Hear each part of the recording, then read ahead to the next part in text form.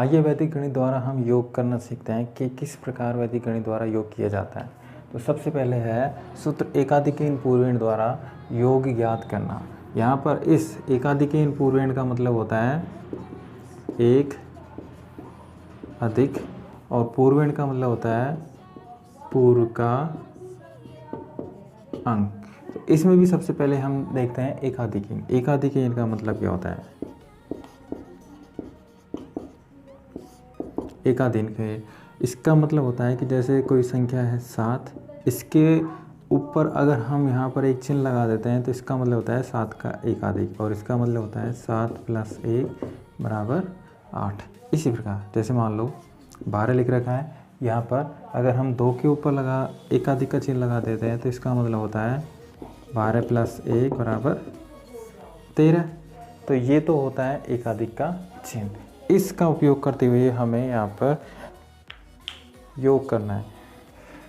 हमारे पास में एक प्रश्न है, इसका योग करते हैं, इन संख्याओं का योग करते हैं।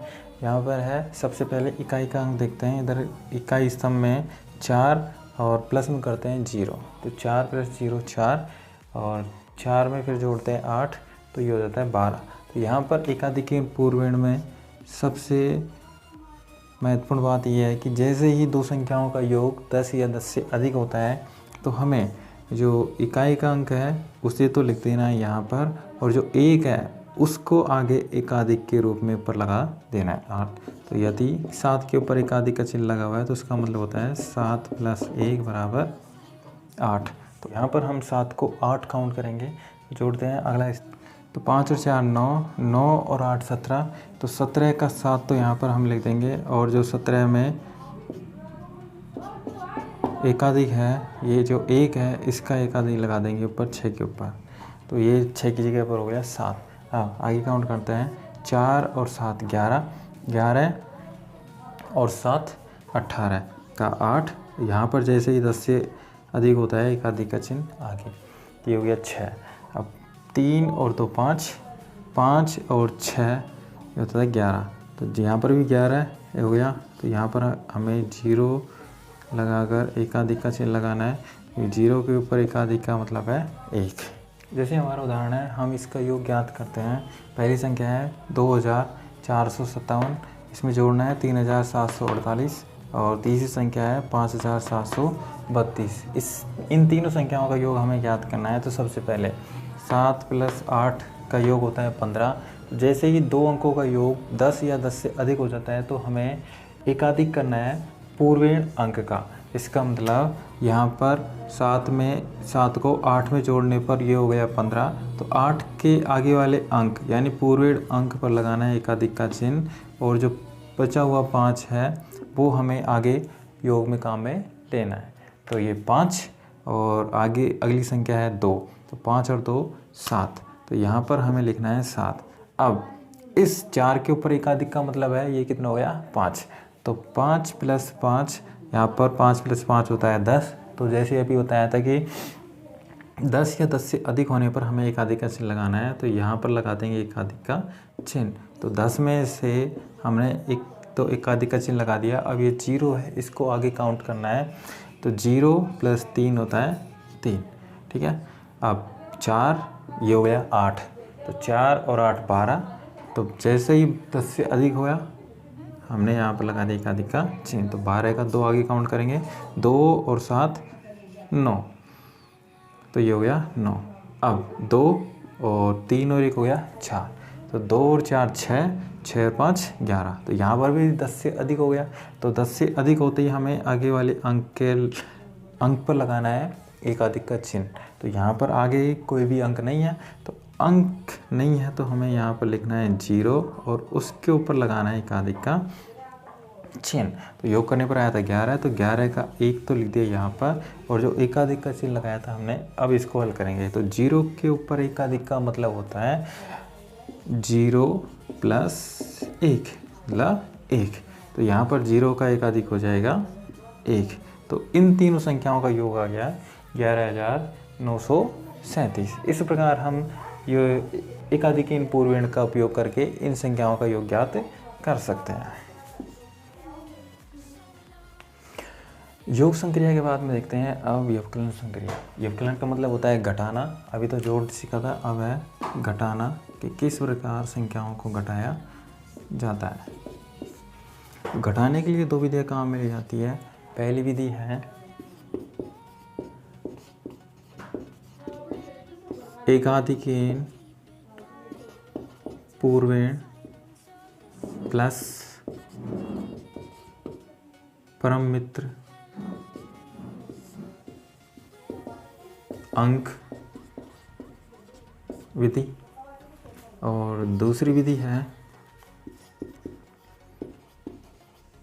एक न्यूनेन पूर्वेण प्लस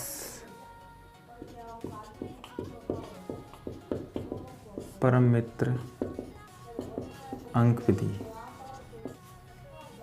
अभी मैंने आपको बताया था कि एकाधिकेन पूर्वेण द्वारा योग किस प्रकार करते हैं।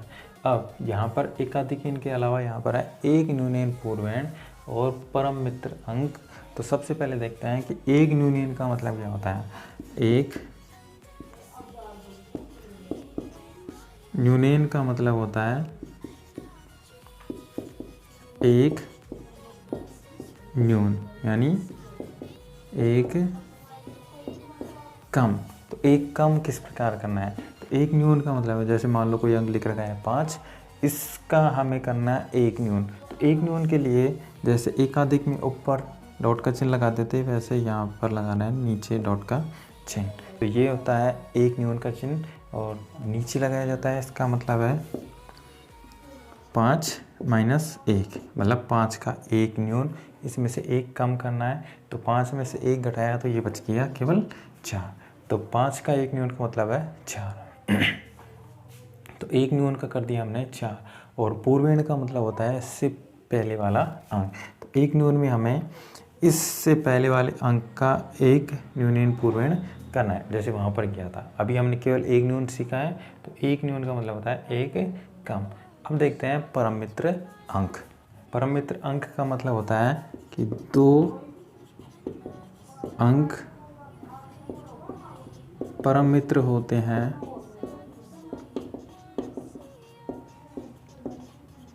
यदि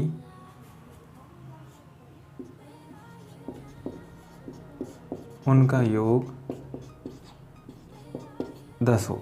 मतलब दो अंक एक दूसरे के परम मित्र होंगे यदि उन दोनों का योग 10 हो। जैसे 1 प्लस 9 बराबर होता है 10।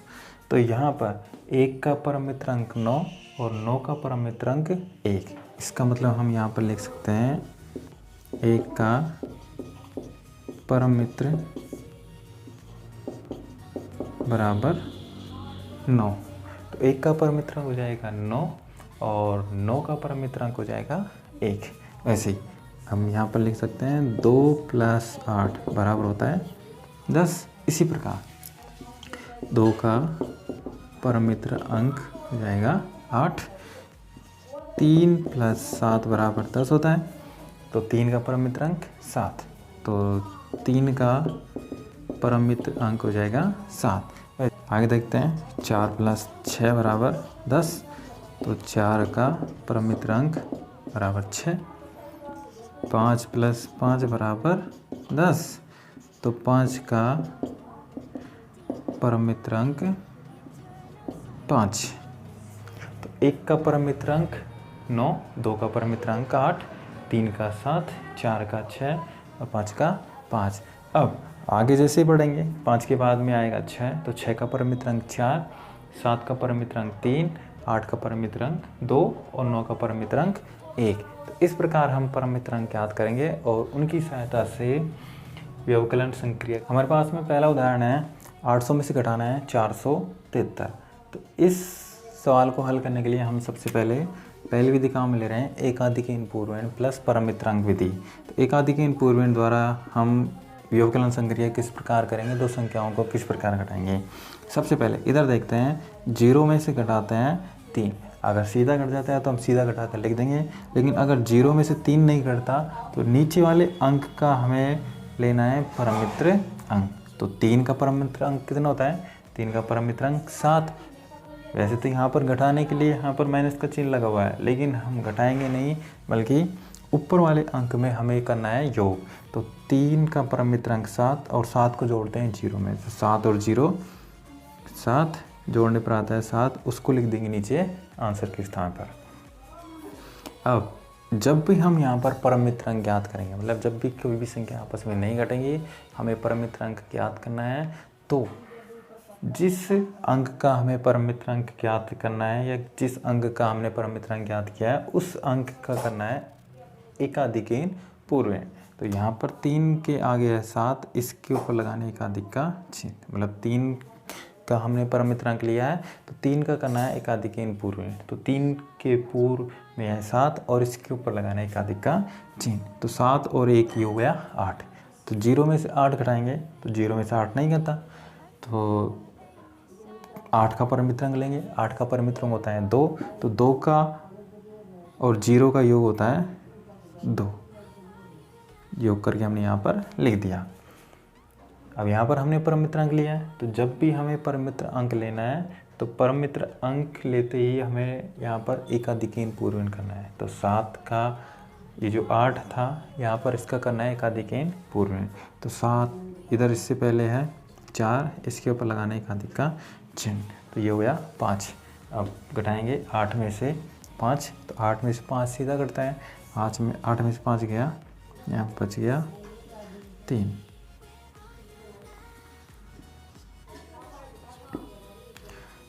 तो 800 में से यदि हम 473 घटाते हैं तो शेषफल बचता है 327। तो इस प्रकार हम एकाधिकेन पूर्वेण प्लस परम मित्र अंक विधि द्वारा व्यवकलन यानी घटा सकते हैं।